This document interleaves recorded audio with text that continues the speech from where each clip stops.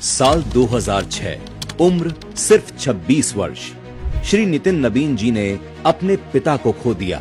एक ऐसे समय में जब एक बेटे के लिए दुनिया रुक जाती है, नितिन नबीन जी ने जनता को प्राथमिकता दी।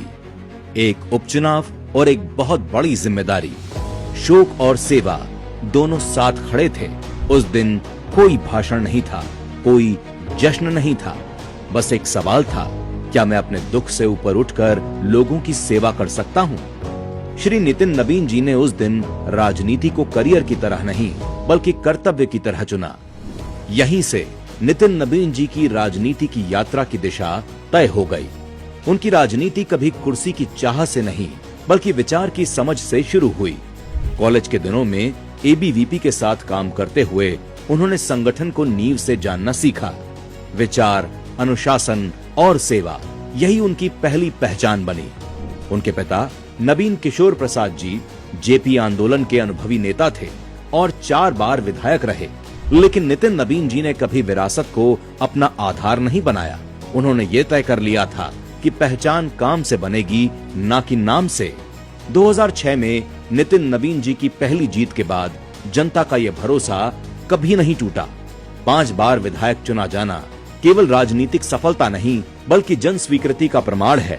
और 2020 में 51,000 से अधिक मतों का अंतर इस भरोसे की सबसे स्पष्ट अभिव्यक्ति थी। भारतीय जनता युवा मोर्चा में राष्ट्रीय महामंत्री के रूप में उन्होंने संगठन को राष्ट्रीय दृष्टि से देखा।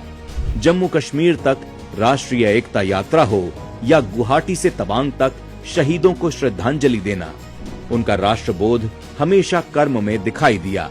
मंत्री के रूप में उनकी पहचान काम से बनी। सड़क निर्माण और गांवों को मुख्य धारा से जोड़ना हो या आशा और ममता कार्यकर्ताओं के लिए कल्याणकारी पहलें शुरू करना हो, नीति और संवेदना नितिन नबीन जी के लिए हमेशा साथ चली। चाहे छत्तीसगढ़ हो या बिहार, उन्होंने संगठन को हमेशा जमीन से जाना। आज भारतीय जनता पार्टी ने इस अनुभव, इस अनुशासन और इस निरंतर सेवा को पहचाना है और राष्ट्रीय स्तर की जिम्मेदारी देकर सम्मानित किया है।